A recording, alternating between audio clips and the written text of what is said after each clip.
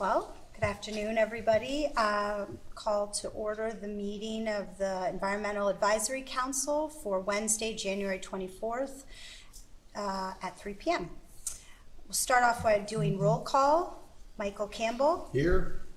Robert Howden. Here. Aaron Kerr. Sister Pat Lupo. Here. Sam Mason. Here. Matt Paz. Present. Freda Tepfer. Okay. The second item on our agenda is election of officers, but since maybe we'll switch that around. We'll have that at the end of the meeting so that we can see if anybody else comes, any of the others that are not present show up a little bit later for that. Third item on our agenda is the approval of the November 2024 meeting minutes. We should have a copy of that, and I think we sent that out about a month ago or so, maybe more. Move to approve the minutes. Okay, Second. great. All right. And Kat is still taking our notes for today. Thank you, Kat. New business, I had a few things, unless somebody else would like to go first. I sent this to you this morning, and I'm sorry for such short notice, but they just sent it this morning too. That's right. This is the EAC Network Virtual Conference registration. I have a few copies, actually, of the newsletter. I'll pass it this way. Yeah. So Freda had asked this morning if we were possibly able to get a group rate if we're all signing up to join virtually. I actually tried calling somebody this morning, but I didn't reach anyone. I was going to email Carol Grayshaw and just kind of see if she could direct me to the right person for that, to answer that question. It looks to be that it starts at 9, and there's a welcome, there's a lightning session from 9:15 to 10:30, which there's a whole host of case studies that they're going over and different projects and success stories. From 11 to noon, there's breakout sessions. 1 to 2, there's a breakout session, and 2:30 to 3:30, there's another breakout session. You pick one of two that you're available for. So something to throw out there, and see maybe we can, I don't know if there's a charge, but I'm assuming maybe there is. I didn't look into that yet. I don't mean to speak out of turn, but I'm a member of the Meadville EAC, Yeah. and you can do up to 5 registrants from the EAC for $75 or $35 per person. On there? Yeah. Okay. For Meadville, 3 of us wanted to go, so we chose the 5-person one because it still is a cost savings compared to registering individually. But I'm not the one on the EAC who did the registration, but I could always link you to our former board chair who did it on our behalf. Okay. And you can't get a hold of him. Okay, that sounds good. Well, you'll let me know who is interested in attending. I think it would be a very good thing. There's a keynote speaker, Dr. Diane Cusick. It's a Saturday? It's the second page. There is a Zoom access. Yes. I wasn't sure. It's virtual. No, yeah, it's completely virtual. It's all day though. So. Do you want us to tell you if we want to go? Because I'm going to be out of town that weekend. Okay, so no, now or whenever, or Okay. later, it's up to you. I can't. Okay, the other thing, in this packet that I sent around and also sent to you through email, there's a few grant opportunities in there. I'll be honest, I have not really looked at them yet. I don't know if that's something that we want to entertain at this moment, if it's appropriate. But it's just something to take a look at. I can pass this one around, Kat, if you wouldn't mind. You sent it to us. I did send it to you also, yes. So this is the conference? Yes. Is there an opportunity to pool registration or to get help? You can get up to 5 members for $75 for EAC. So are we gonna set that up? We've just discussed it, and only one person said they couldn't make it yet. So. Oh, I mean, I am interested too. Okay, well, let me know, and we can sign a group up and get us on that. So, the other thing I just wanted to quickly address is that I sent out the library of bylaws that the EAC has, and I apologize because I sent them today, so I don't know if you had a chance to look through them. I printed out 2 of them and looked at them quickly. One was from Bethlehem, the other one was Allentown. I preferred Allentown over Bethlehem, but I'm happy to make changes or, draft this with you and try to get this for the next meeting so we can pass the bylaws, if that Yeah, would. I only had a chance to look at Allentown, and I thought that they fit just fine. Yeah, Yeah, I read the You know, Allentown with Yeah. very also. I slight thought it was pretty changes. good. yeah, I thought it was pretty good too. And it's also noticed that both of these that I looked at did not select the governing body to appoint the chair. They chose to allow the EAC to select. So we're okay. I have a feeling there. Okay, so I can get some feedback from all of you once you get a chance to look at those, and I can present a draft bylaw to you next council meeting. Sounds good.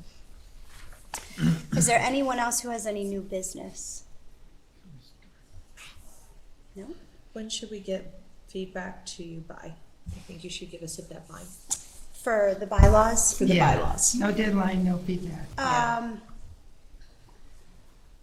Whatever, 2 weeks, is that doable? Then that gives me enough time to, I guess what I should do is put together a draft bylaw and send it out to you, and then see if you want to make any additional changes. You want to put in things from other bylaws that are not in it, and maybe that's the way to do it before. So how Okay. about we say a week before, if you're looking at your calendar, a week before the next EAC meeting would be the deadline. And I'll try to send it out within the next 2 weeks after this meeting. All right, So so what- you're gonna send us, 21st? stuff by the 14th? Sure, yep, By February 14th. okay. Okay, so, So draft draft by- bylaws, yeah, by February 14th, Valentine's Day, love, and then our meeting is so the feedback by the 21st. 21st, Okay, and then our next meeting is the 28th.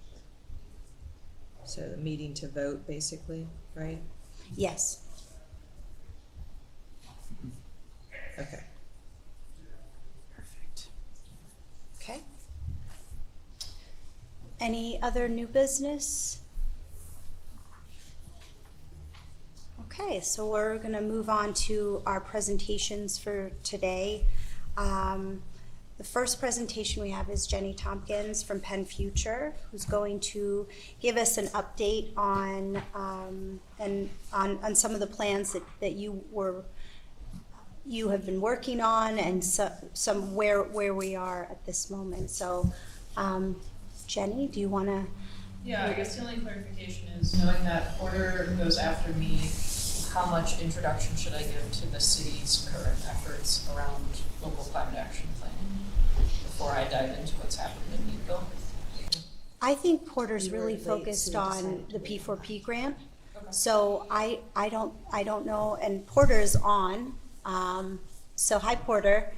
Porter Stevens is from Michael Baker International, who the city is contracted with as a consultant to us, and has really been helping us with the P4P grant. Porter, Jenny was asking if you had, are you focusing primarily on P4P, or do you delve into some of the local climate action plan priorities? I'm focusing pretty exclusively on the Oh. Partners for Place program and the One city's second, application to the Porter, mini you're grant. muted. Oh, Yeah, so if Porter's going to be more specific on a grant that the city received, I'll be a bit broader. Okay, So two folks here, Freda and Pat, were part of helping the city and Penn Future research EACs and the work that had been done prior by the 170 or so of these bodies that exist in Pennsylvania. And it turns out that, not unexpectedly, EACs have different relationships to local climate action planning and sustainability planning for the municipalities that they represent. That could be, in the case of one of the cities we looked into, the EAC was responsible for reviewing requests for proposal applications for potential vendors or consultants to create a climate action plan. Others have been tasked with doing the community outreach associated with formulating a plan. I'm part of the Meadville EAC, which I'll talk about in a little bit of detail with you all, which actually came after the publication and finalization of a climate action plan. So our role is actually implementing the plan approved by City Council. So where the City of Erie stands is there's a planning grant to do some initial foundational work toward a climate action plan that Porter is going to talk about.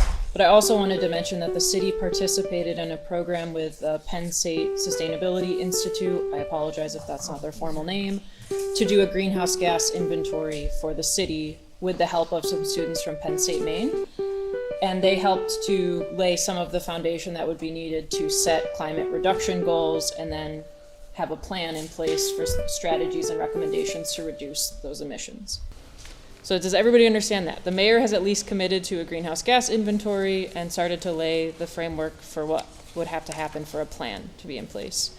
And I think, I'm not sure we're getting to the point of a discussion today, but at least the point of my presentation and Porter's is to give you all the context you might need for the EAC to meaningfully engage in that process, whatever that engagement may be that you all would decide on what that would look like. But there are two pieces of information I wanted to share based on my experience. The first is the Penn Future Erie Our Water, Our Future Common Agenda, which is the foundation of the campaign that I manage. And I'm thankful for my predecessor and a number of community partners and scientific advisory folks who made this document possible. This is very wordy, so I apologize, but this is every single municipal level recommendation that we included in that common agenda, just to give you all a primer on the types of initiatives that you could prioritize. Obviously, you'll see that number one under addressing racism and environmental justice was creating an environmental advisory committee. Thankfully, the city did that as kind of a start to potentially opening up an opportunity to check off the rest of these or approach the rest of these recommendations. So we don't need to go through these in a ton of detail individually today, but the work that I do focuses on 8 different threats to water quality in the Pennsylvania Lake Erie watershed. Many of these are issues that the city is dealing with on a regular basis. Some more than others are the focus or the priority of the administration at present, but stormwater issues and surface runoff, pollution associated with that, climate change, extreme weather, pollution caused by plastics and fossil fuels, which plastics are fossil fuel based, so that's the connection there. Invasive species management, legacy industrial pollution, and a lack of collaboration between sectors. All things that EACs in other communities have focused on to differing extents as well. So I'm happy at any point if you all have questions, if these are priorities, are there ways that we can work together? If there are opportunities that you see, I'm here as a partner, ally of the EAC, so I welcome conversation about any of these and more that lie outside of the boundaries here. So any questions about that? I gave you a 1-page summary of a 50-page document that can be found on our website, so I thought this was an easier way to at least get the conversation started and share this information with you all. In more detail, though, I wanted to discuss my personal experience as a member of the City of Meadville Environmental Advisory Committee and our role with the City of Meadville's 2022 Climate Action Plan. So this is just 2 pages of summary content about the EAC, how we're structured, how we came to be, and what we're focused on moving forward. So to provide a little context, the program that the City of Erie participated in for local climate action planning has changed since the City of Meadville was affiliated with the format of the program. The local climate action planning program for Pennsylvania used to be managed by DEP, but it was taken over by Penn State University. There was an official transfer. Both entities are still involved in providing some of that technical assistance, but it's now led by Penn State. The City of Erie participated under the Penn State umbrella. City of Meadville, it was the DEP umbrella. And they had technical assistance from ICLEI Governments for Sustainability USA and Allegheny College. So there was a partnership between government, higher ed, and the local municipality. We also had champions from City Council and the Planning Commission. The EAC now actually has a shared member with the Planning Commission in Meadville, which has been helpful in the past for some of that coordination. And there was a 10-person planning team that brought the plan to fruition. They met weekly or bi-weekly for nearly a year before the draft plan was published. And that included mostly Allegheny-affiliated folks, city representatives, and a few community members as well. They followed ICLEI's 5 milestones to climate mitigation, which, as you see here, is conducting an emissions inventory and forecast. That's the part that the city of Erie has gotten to thus far. If you were going to follow this procedure, you would then set an emissions reduction target. ICLEI, Institute for, oh gosh, I don't remember there. so they're a nonprofit? They're an international body focused on climate mitigation. I apologize that I don't know their exact acronym. But they were contracted with DEP through a separate contracting process back when this was a DEP program. So you may want to follow this particular process if the EAC engages in what the city is about to embark on by setting an emissions target, then developing a plan, implementing the plan, and monitoring emissions reduction and outcomes over time. So is this plan for everybody or just the city? It's citywide emissions. So not So- just the city's emissions, any emitter, any Okay. source of greenhouse gas emissions in the city of Meadville. This is a little bit of information about the public comment and outreach period, which is done primarily over a 6-month period. It was during the height of the pandemic in part, so most of the engagement in Meadville was virtual. And wanted to just highlight that we have a goal of net zero emissions by 2050 with an annual reduction target on top of that. And there is primarily strategies for mitigation or reduction of greenhouse gas emissions, but we also focus on adaptation and environmental justice commitments within our plan. And then I've outlined for you all the 8 sections of the plan as they're outlined for Meadville. This varies dramatically by community, what those priorities or sections are within these types of plans. This is what worked for us. And they kind of follow in order in our plan based on the amount of emission responsibility within those sectors. So business and industry is the largest source of greenhouse gas emissions in Meadville, for example. So we went through this. I was not part of this outreach process, but I wanted to share it with you all because we have some members of the EAC who carried over from that process. But in 2022, the Climate Action Plan was published in Meadville, and then the ordinance for the EAC quickly followed that. The EAC was formed to carry forward the recommendations in the plan.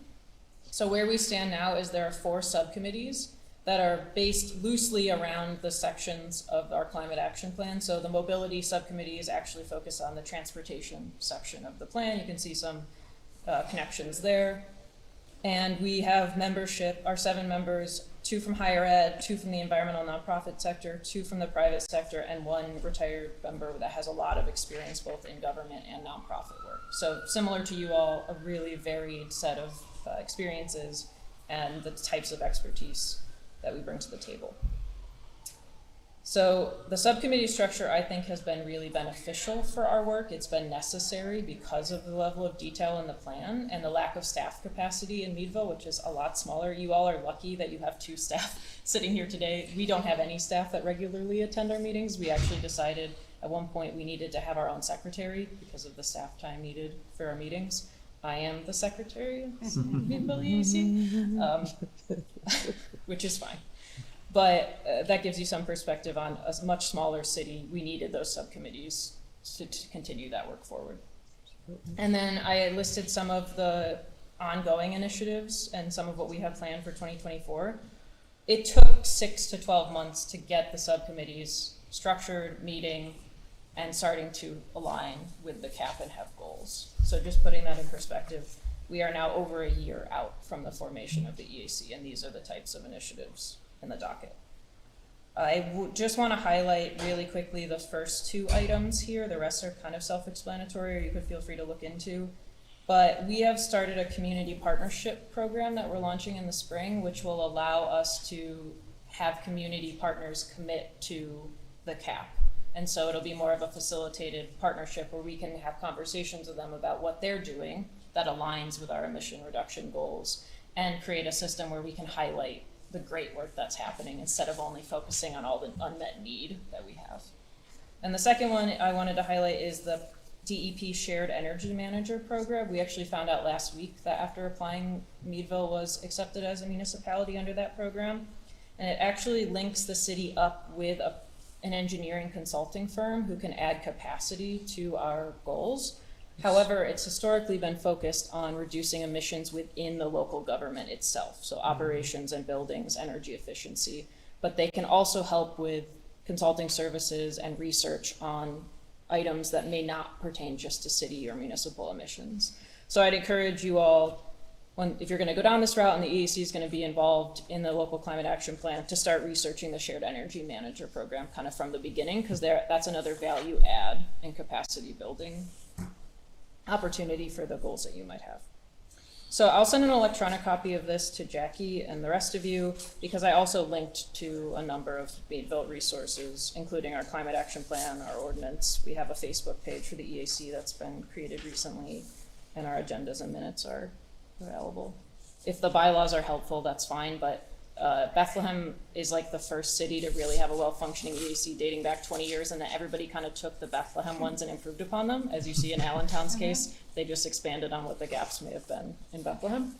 So the city of Meadville will just be an expansion of what already exists in large part.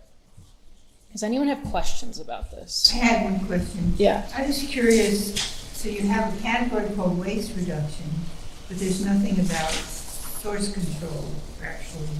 Yeah, to me, these are post-source control sort of things. Admittedly, this is not an area where we've had a subcommittee work in detail about that, so it's a good point, but it's not something that we identified as a priority thus far.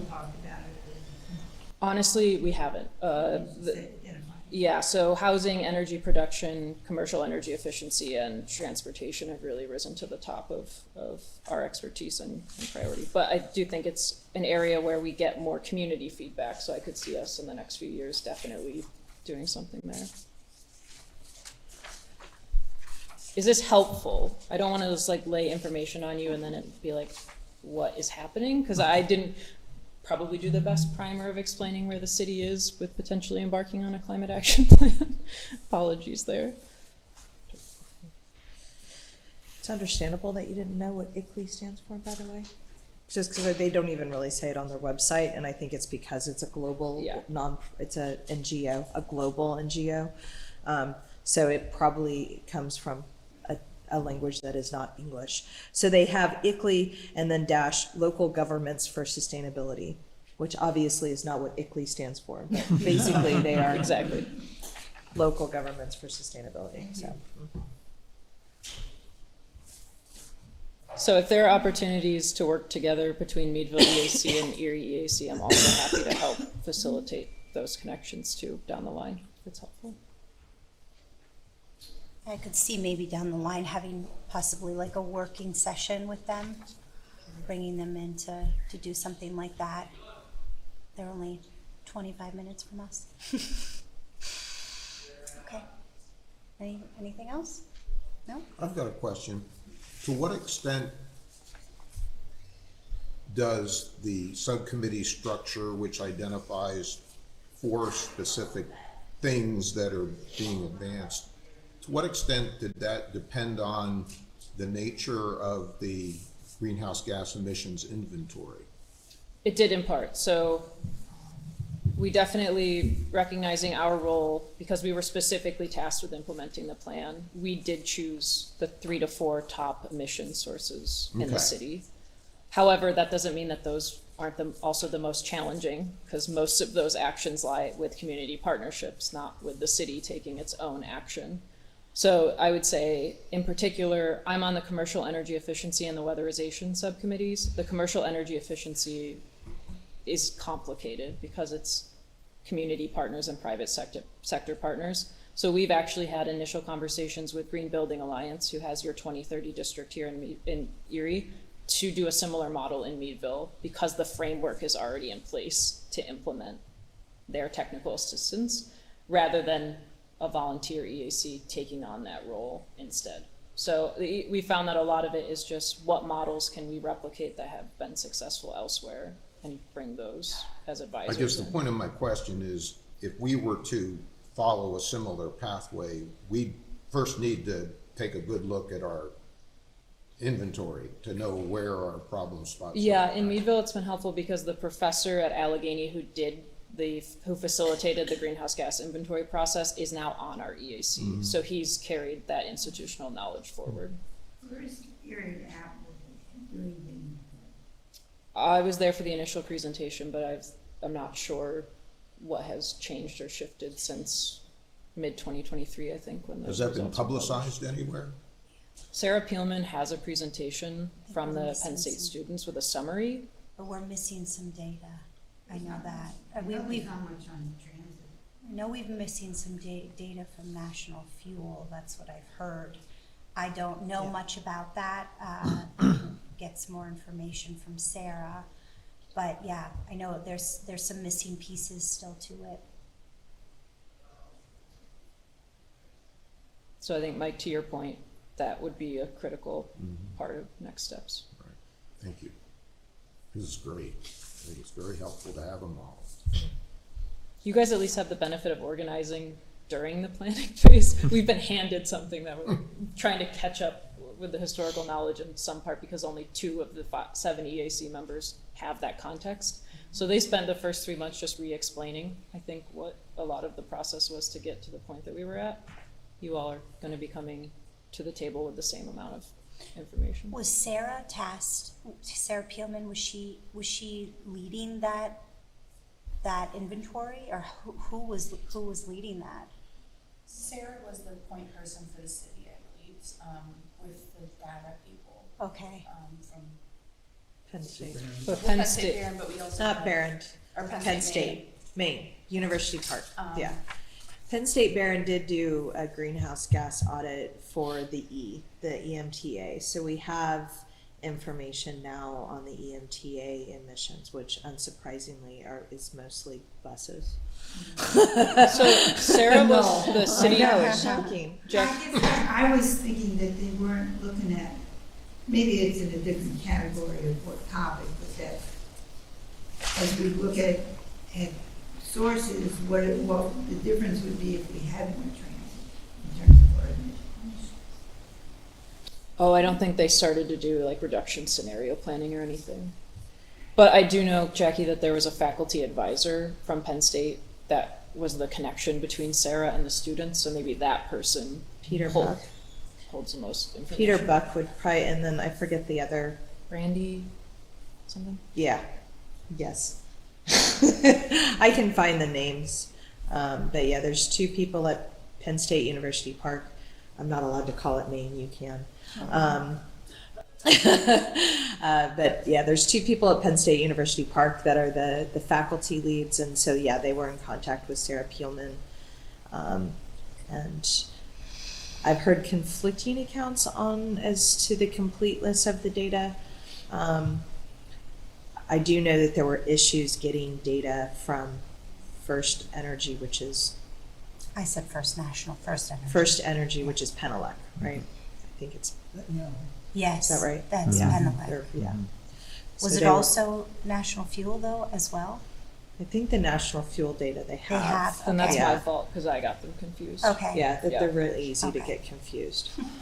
But yeah, I think it was Penelec. First Energy that was, yeah, so Penelec that was being difficult. And that's especially important if you're talking about moving towards electrification. I think that's partly why they're being difficult is because the infrastructure around electrification in the city of Erie is not ideal. I think there's a lot that needs to be done. So my students looking at the EMTA, who have a plan to convert all of their fleet from diesel to CNG, are looking at the data that doesn't actually do a whole lot with regard to their greenhouse gas emission. It's a 3% reduction if you completely change all of the buses over. So really, for the EMTA to make a significant impact, they would have to electrify their fleet. But the question is the infrastructure then to support that. And so I think that's something that we would need to be aware of. I think it's very important that we're kind of cognizant of that as we're making recommendations.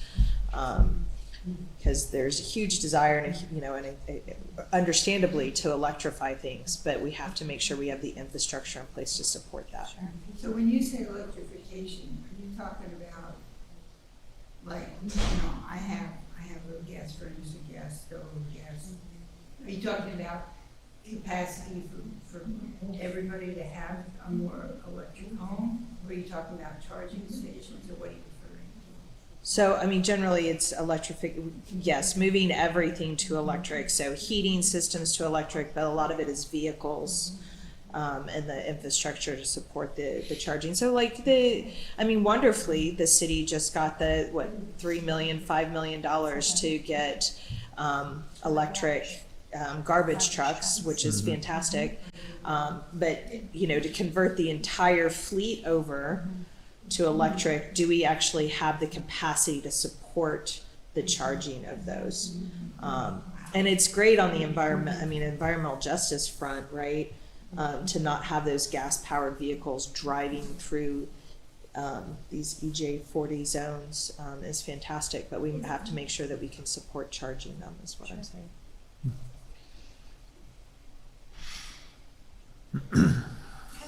Thank you. Jenny, a question on the solar subcommittee. Were they looking at implementing more solar to replace other energy sources? Is that what that is?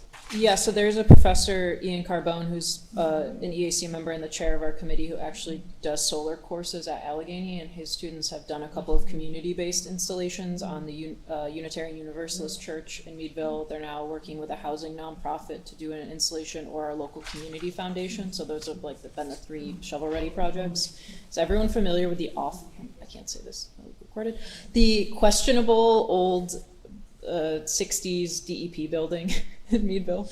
It's actually owned by the city of Meadville. It's not energy efficient at all, and there's currently a feasibility study to put solar on the roof of that large building downtown. So our solar subcommittee is helping with trying to finance that project.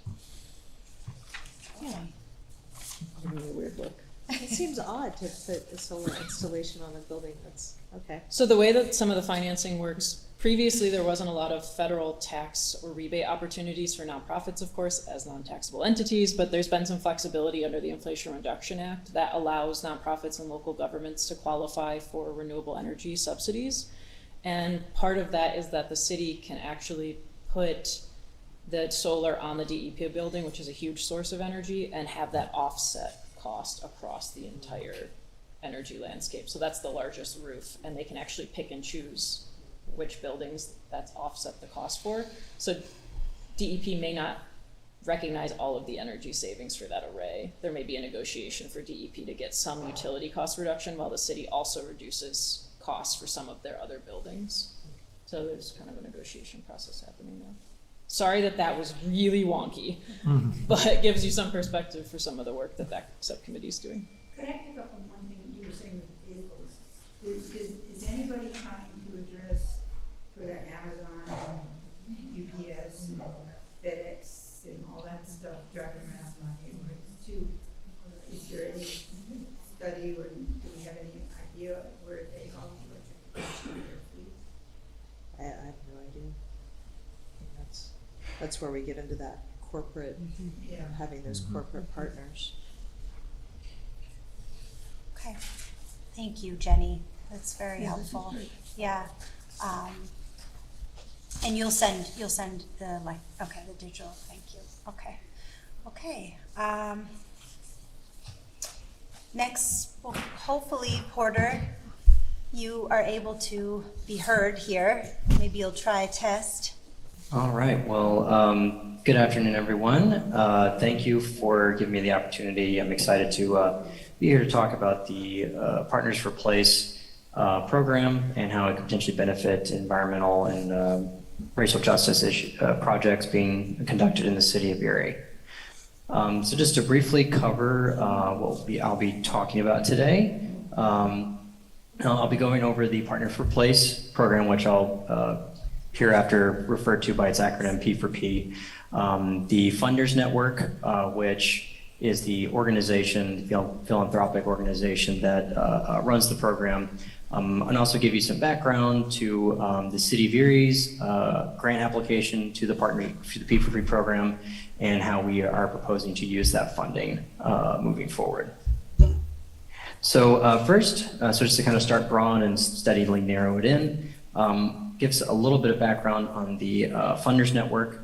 So it is a philanthropic organization that I could kind of describe it as like an organization of organizations, where it has about 170 national, regional, and community foundations in the US and Canada. Its vision statement is there on the screen for you to read if you like, but I think it's best to describe it really as a facilitator, where they work with their constituent organizations to coordinate and to facilitate coordination and cooperation between those organizations, and really try to align their goals, align their different efforts to really bring a lot of resources and energy to bear on important issues. Just to give you a few examples of some of their kind of primary strategies that they use, they coordinate education, information sharing between the funding organizations that comprises their membership. They do a lot of professional development with their fund organizations, so leadership training, skill expansion, helping facilitate professional relationships, and really trying to help them expand their impact as grant makers. And as I briefly mentioned earlier, also really working to help different organizations, especially if they're different organizations in like the same region or city, helping align their agendas, their efforts, their interests. And try to really facilitate collaboration on different issues. And ultimately, most importantly, trying to cultivate connections between a funder and engagement or grant opportunities. Just to briefly cover a few of their areas of focus, just to help you get a sense of what kind of organization they are. They do a lot of issue-focused work, so topics like climate change and the environment, disaster preparation and recovery, transportation, mobility, water issues in urban areas, and what's increasingly become a larger focus of theirs, equity, which I'll give a little more detail about later in the presentation. They also have a number of place-based initiatives, so collaboration, partnership efforts that focus on a particular geographic area. For example, they have a network of funders that they are developing and facilitating in the San Joaquin Valley, because that is a fast-growing part of California. They also do a lot of work in Los Angeles. And as I alluded to before, they have a strong focus on developing partnerships and leading partnerships, one of which is the Partners for Place organization. And they also do a lot of professional development. They hold a conference, networking events, again, to all help develop their constituent funding organizations. So now to give a little more background on the Partners for Place grant program. This was launched in 2012 by a partnership of the Funders Network and the Urban Sustainability Directors Network. It's supported by a partnership of various different funding organizations like the JPP Fund, the Candida Fund, the New York, I think, Community Trust, Pisces Foundation, Kersey Foundation, so quite a few organizations support this effort. Its primary focus is on urban sustainability and green stormwater infrastructure. So how can we create more equitable, more sustainable, more climate resilient cities and neighborhoods? To date, it's awarded $10.9 million in grants, which have seeded a total of $21.6 million in total investment. So it's a very well-used program. You may potentially have heard of it, being taken advantage of by other cities in the region or other places in the country. As I'll explain in more detail next, it actually has really two different grant opportunities. There's full grants and mini grants, and I'll explain the full grant next. So the full grant program is a one-to-one matching grant, meaning for every dollar that a city or community can put up, the program will match it. You can be awarded $45,000 to $150,000 for a one-year project. or $75,000 to $180,000 for 2-year projects. Crucially, at least 50% of a local match for a grant has to come from a local foundation. So to give an example, if there's a program or a project that costs $100,000, the community can put up $50,000, the program will match that for another 50, and at least $25,000 has to come from a local foundation, so that there's buy-in from the local foundation community. In recent years, especially since 2018, which was I think their last strategic plan that the program developed, there's been a significant emphasis on creating equitable, more sustainable communities.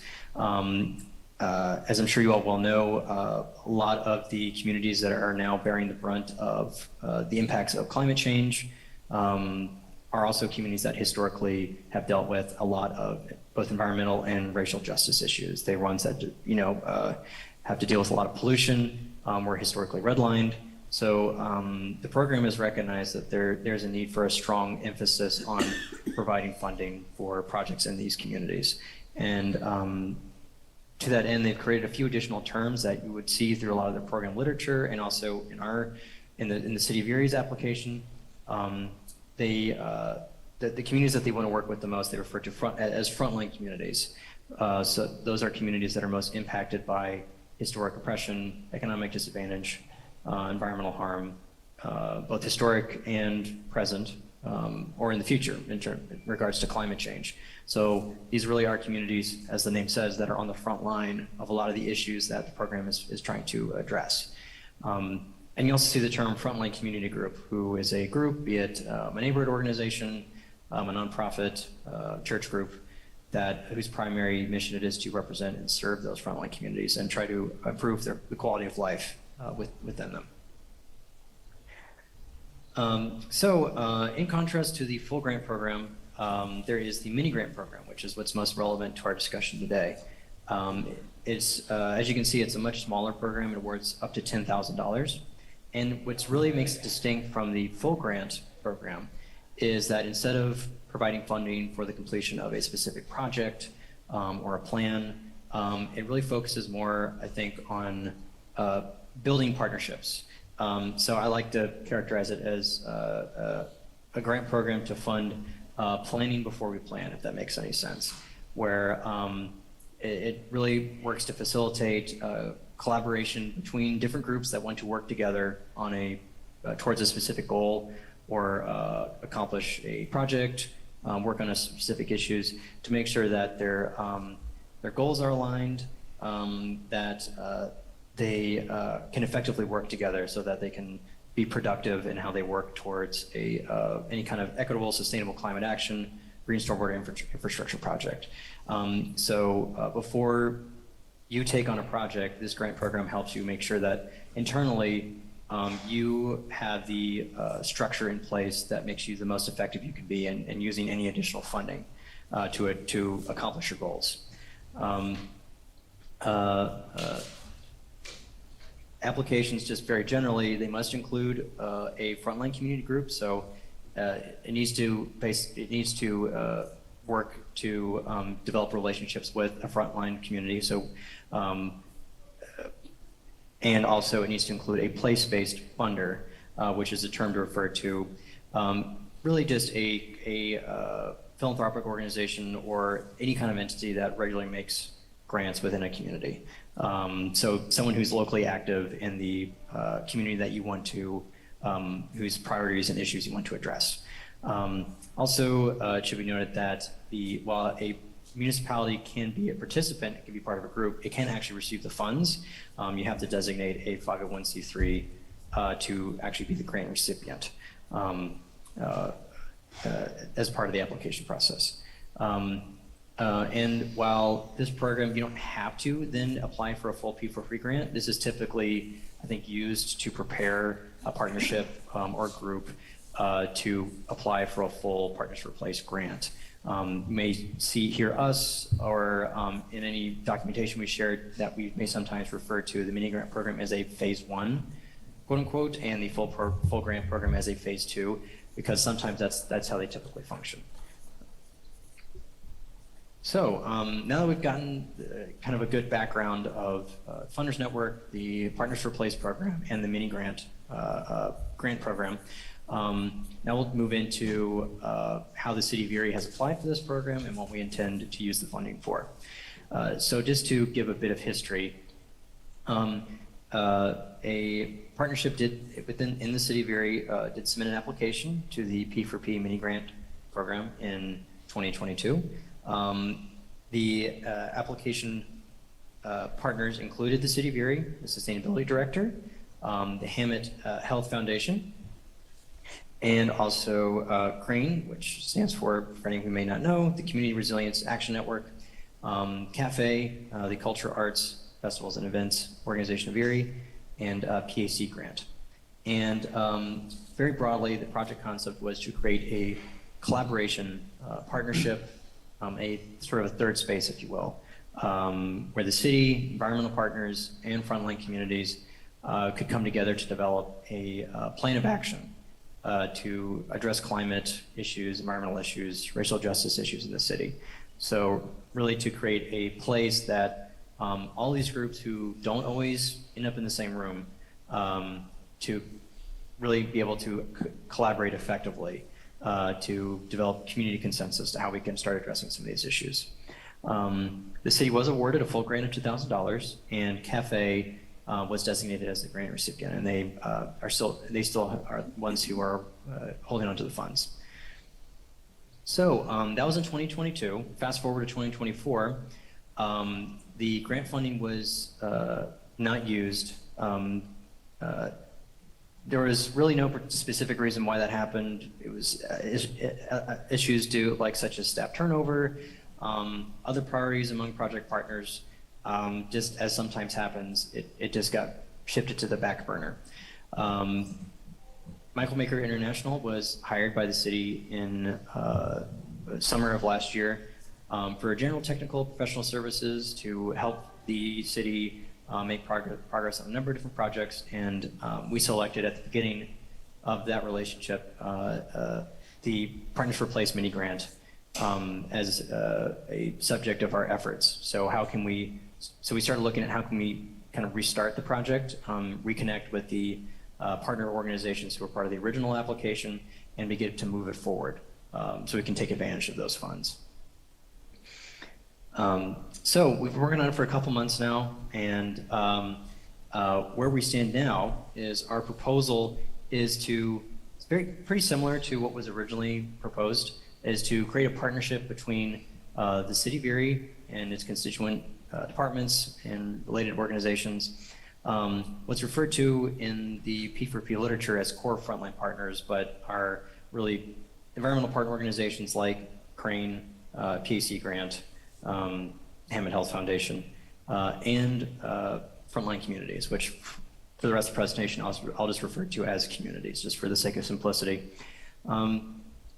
Really the idea is to try to create a forum for all these different groups to come together and discuss and develop community consensus on key environmental issues and projects that the city and environmental partners can then take back to utilize in their work to develop real environmental policy and make progress in some of these issues.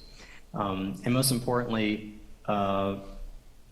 this would ensure that communities would have a proactive role where they're at the table at the beginning of a project or process so that their voice is heard, rather than a reactive role where, as sometimes does happen, they often aren't involved in a project until the traditional public meeting where a lot of things are already pretty far down the pike.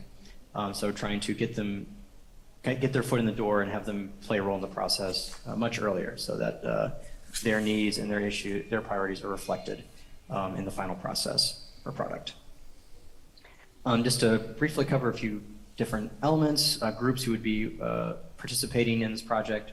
There'd be what's referred to as the P4P coordinator, which is just another terminology for the project manager, which would consist of Michael Baker's staff. There would be a project management team, which would be really the head administrative group who would lead and organize the mini grant process, create a lot of the draft documents, and lead the project. There would be an advisory committee, which would be representatives of all the different partner organizations and who would really be the big sounding board for the project management team and help us write and vet different elements of the partnership before we go bring it to the larger community. And those partner organizations would include the Environmental Action Committee. So this is where we would want to have the AC present to help us develop this process, help us to create this partnership.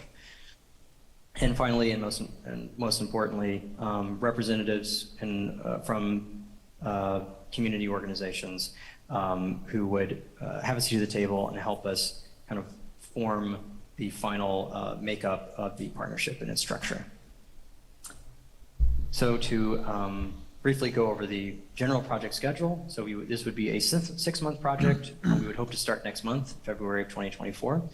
Some of the tasks that we would accomplish in that time, we would meet continuously with the advisory committee throughout the project to check in, review different documents that we'd be creating, planning how we would engage with community organizations. The advisory committee would be a huge part of helping us make initial contact with different communities throughout the city because we know they've done a lot of really great work, both developing environmental priorities and also developing relationships with a lot of these same organizations. So we certainly want to enlist their help in making contact.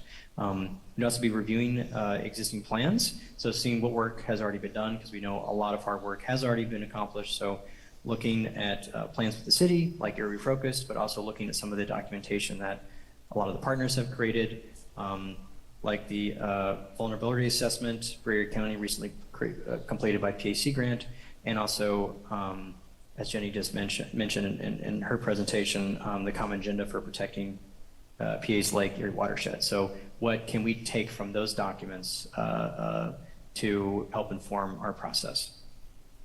Most importantly, we would be engaging with community organizations and really engaging with them to both discuss where current engagement efforts are falling short. So, what are we missing? How can we better interact and get them involved in talking about environmental issues and racial justice issues in the city? And finally, working with both the advisory committee and community organizations to develop and approve a vision, a goal, and the structure of the partnership, so that at the end of the process, we have a organization that's ready to go. Now, so what kind of outcomes are we looking from this? Like, what do we want this partnership to accomplish? And what we're really thinking of right now is that this really could serve as a public engagement element for developing and implementing environmental policy in the city of Erie, where it would ideally create a venue for developing relationships and building trust between communities, neighborhoods in the city, city entities, and environmental organizations. Just to give an example from the EAC's perspective, if you are working to create a policy or working in a project as part of your work, this could potentially become a place where if you're wanting to facilitate engagement with a particular part of the city, a particular neighborhood, this could be somewhere you could come to talk to representatives from that area or different organizations from that area and say, how can we best engage with the general public in this part of the city? Where do we need to go? What are the best methods that could spark the most engagement? And then once you've done that outreach, you could potentially bring it back to this group and say, here's what we found out. What do you think? How can we digest this?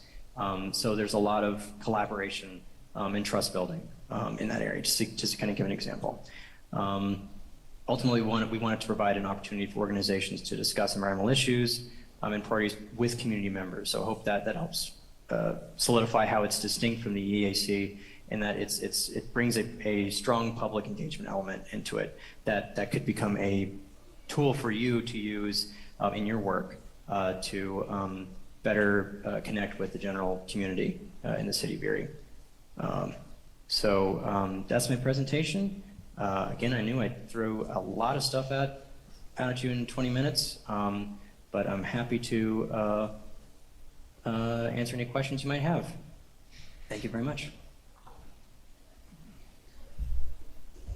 Thank you, Porter. I just wanted to mention also that, you know, the city, when I first took on this role, I had heard about P4P and, you know, really didn't know much about it. And there was some discussion whether or not we should pursue this grant or what should we do with it. I mean, it's not a lot of money. It's not guaranteed that we get the implementation money. But we came together, we decided with the help of some of our core partners as well as Michael Baker that we did want to pursue this grant because we felt that not only did it engage those fringe communities, but it also was kind of a stepping stone for us for a much larger, more robust maybe engagement plan and also for implementation money. So that was kind of the background of why we continued to go forward with doing this. And as you see, it's a pretty quick turnaround. I mean, it's not a large amount of money, and so 6 months, we should be done in 6 months, hopefully. And that would allow us to then, in March, was it, Porter, or is it March of next year that the phase 2 implementation grant is open, or I know there was a date. Yeah, so the grant application window is not standard with the phase 2, with the full grant program. It's typically, from what I've been able to see from past rounds that I've been able to see online, it's typically opens either the very end of a year and then goes into the early spring. So like I think this past year was December to maybe February or March. Okay. So that kind of time frame. It unfortunately is not easy to find when the next grant window is going to open. That's not readily available online. But I think that's the general time frame is early winter to early spring. Okay. Yeah. So, sort of on a related note, so right now, DCNR Community Conservation and Partnership Program grants are open till April 3rd, and there's one Community Recreation and Conservation Planning. So I wondered if that's something you are aware of and if this group is looking at it at all. Planning projects lay the groundwork for future land acquisition, development, and management of parks, recreational facility, critical habitat, open space, natural areas, greenways, and river watershed corridors. That's just one of the...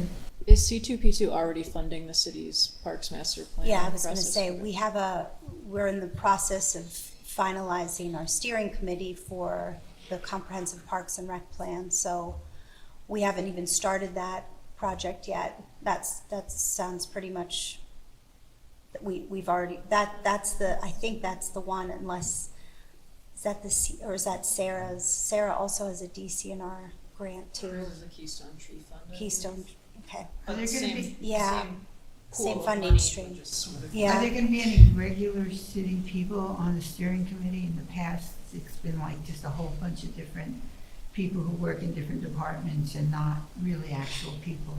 The DCNR has a very strict, everything has been quite strict in terms of the scope, the steering committee requirements. So they set that for us. We have to have so many residents, we have to have so many internal staff members.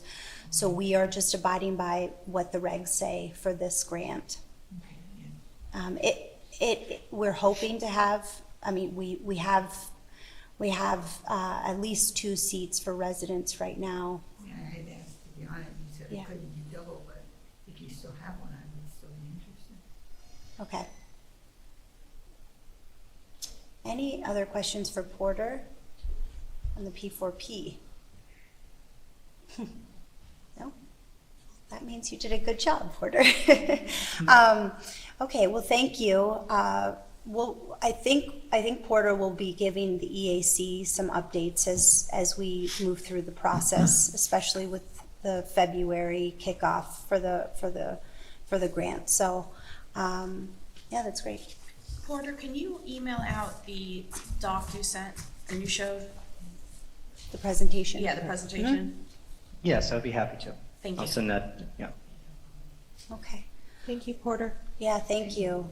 I did want to mention before we go on to the next item, which is the election of officers, Jasmine Flores, who's here with us today, who's the newly elected chair for the president, for City Council, and also the EAC's new liaison. So I happened to see Jasmine in the hall, and I said, "Oh, you're coming to the meeting, right?" And she said, "I'll try to be there." So thanks for being here, and we're glad that you have met our members.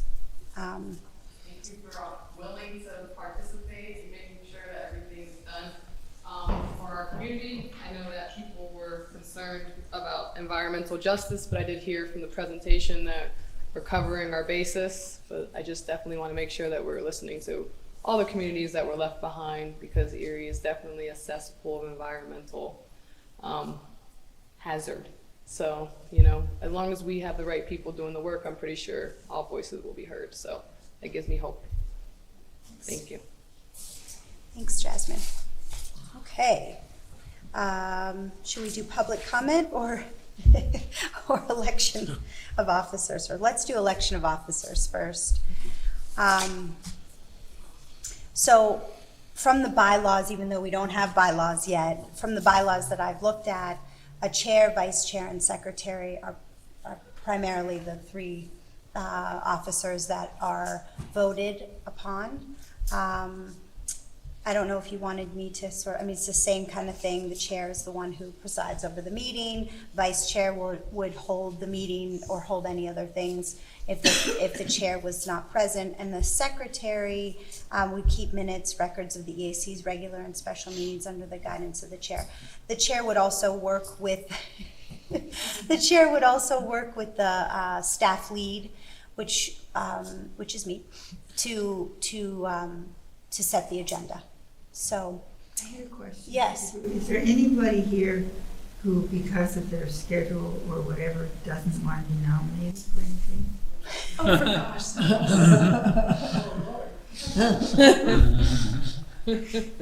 Really? That's everybody. Really. Well, Shouldn't I ask? yeah. Good question. I was the first. Ah. Just saying. You did such a good job being the spokesperson during thank the you. press conference. I think the hardest job is the secretary, to be honest. That's the toughest job, is to get his minutes together. So it falls in your court now as to what you want to if somebody wants to make a motion, or if you want to talk about it, if you want to. Typically, the election is done the first meeting of the year, but due to that we do not have bylaws yet, maybe we table it for next time, but I don't know if that's necessary. How about I make a motion, we have elections based on the general bylaws that are out there already, and then we go and have elections, so that we can say that we decided to have them. So you're saying you're making a motion that at the next meeting? No, that we do it today. Oh, I don't think you have to make a motion for Okay. that. We have to make a motion, though, to nominate someone. So. So nobody wants to be chair? Well, I didn't raise my hand to say I wouldn't, but nobody's nominated anybody. I was asking if anybody wanted to be. So you're saying you would be okay being chair? I wouldn't not want to do it, yes. I would do it if I was nominated. So I nominate Freda to be chair. Second. Okay. All in favor? Aye. Aye. Any opposed? So the primary thing would be, she would work with the staff liaison To set to the set the agenda. agenda. And also preside over the meeting. So actually, now that you are chair, you then will take the responsibilities of Right. handling vice chair and also secretary and the adjournment, public comment adjournment of the Right. meeting. Okay. And- So that's and what we're I voting have on. not- Yes. I'm totally out of date with Robert's rules, but anyway, so we shall move to the election of a vice chair. At which point we have to go to the reluctant bunch. Who would like to nominate someone to be vice chair? I'm not against doing the chair, vice chair. Okay, Hey, Matt. would someone? I nominate Matthew Putz to be vice chair. Second,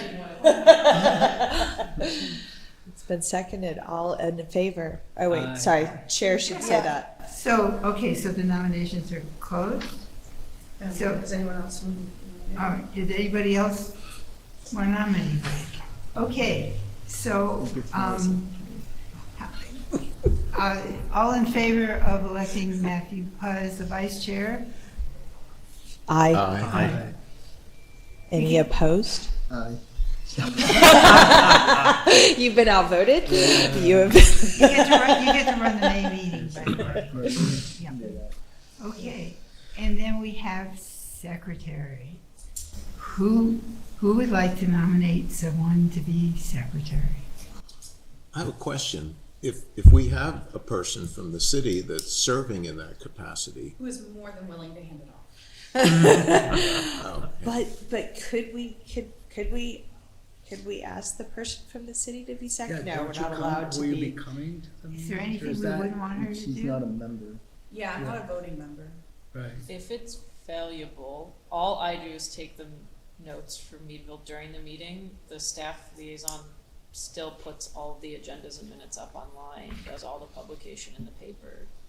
I already handled it. I already do that anyways for So- every so other it's- other board. I Yeah. did not do a good job of selling what I have to do. I literally just take the notes during the meeting, that's it. Well, the secretary, generally for all of our other boards, commissions, and councils, takes the notes, puts it in format, and then sends it to Yeah, I do that. the staff lead, Yep. you know, to handle that, and then we post it on the website. And can I say, there's really two ways to take minutes. There's the people who write down every single thing, and then there's the people who just write down what actually happened. So Yeah. if you're one of those exhaustive people, that's not really required, especially since, are these gonna be available on, they're on the YouTube, Yeah. right? Oh, yeah. Yeah, Everything will be So- available. we just have to have minutes that are a record of what happened, not a Correct. diary of what happened. That's a good point. With that, does anybody want to either self-nominate or nominate someone for secretary? Look at the people who've taken notes today. I just sat and listened, so I mean, I don't even have a pen.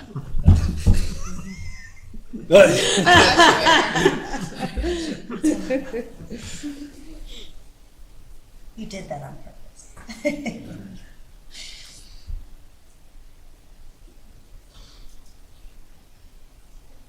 Bob, would you be willing? No.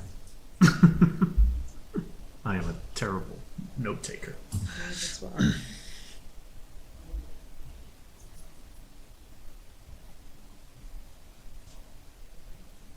There's 4 people left. It's only for a year. Somebody's gotta do it, right? Can you do it for 6 months and then switch? Your bylaws aren't created. Yeah. I mean, you could, right? You could hand it off after 6 months. well, the reason why I asked about if there is a person who is currently serving in that capacity, if they can continue, couldn't we make our bylaws indicate we don't have to have that office? Well, I kind of Or- asked Kat to fill in for me at this moment, just really to help out. Okay, so it was just set up Yeah, as I mean, temporary. it was really to help me Okay. out because, just at the beginning of this, and I'm So grateful you that weren't you. planning to be here because of your background? Well, that's why I was asked to be involved, Yeah. just because of my background. Right. But I can't, my city position comes first and foremost. Right. She's Renee's assistant, so that's a whole job. I would have volunteered to do it. I've served as a recording secretary for other organizations, but I'm not gonna be in Erie, I'm gonna be in Ireland for 2 months in a row, Okay. beginning in March. So I wouldn't, it'd be dumb for me to be, Well, I'll sub for Okay. Dr. Campbell when he's away. so I'll do March? it. I nominate Mike Campbell to be secretary. Just so everyone knows, I can't do it for That's 2 months fine. in a row, so it's, because I'm not gonna be here. We'll find a sub. And so maybe the bylaws can indicate that the secretary can delegate a substitute. Since that's. I don't think you have to have that in the bylaws. No, I okay. think, it's just something as something comes up, then you ask somebody else. Fine. already Yeah, I like being a secretary because it gives me something to do at a meeting, you know. All right, you've been nominated. Does anybody want to second the nomination? All right, Sister Pat seconds. Thank you. Okay, so, that means, are there any other nominations? Can we vote on Aye. Mike as our secretary? Aye. All in Aye. favor? Aye. Okay, Opposed? Abstain? Okay. all right, so is there any, we did public, we didn't do it. oh, I heard you say it, but, yeah, okay. Is there anybody, we're not on Zoom with the public. Okay, so is there anybody else who has anything to offer? I didn't really have anything to offer, but I do know that someone who was here to do public comment suggested maybe not waiting for the very end because he had to go, he had another thing to make it to. Just maybe like a suggestion to make sure that if there's some people in the audience who might want to see that. We can always revise the agenda based on who's here and what the time is. A lot of groups that I've been on actually have public comment. right At the beginning. At the beginning, I Beginning, think that yeah. would be a good idea. The MPO actually allows you to comment on the agenda in the beginning and anything else at the end, because sometimes, but, yeah, we could, Yeah. That's good. Public What? comment at the beginning and end. all Okay. right, let's do it that way. Well, I'll put it I need in, to I'll go. put a order of business into the draft and you guys can comment on it then, Right. okay? Okay. Okay, and our next meeting is, Our next meeting is the The 28th of 28th. February, okay. yes. Motion to adjourn. Second.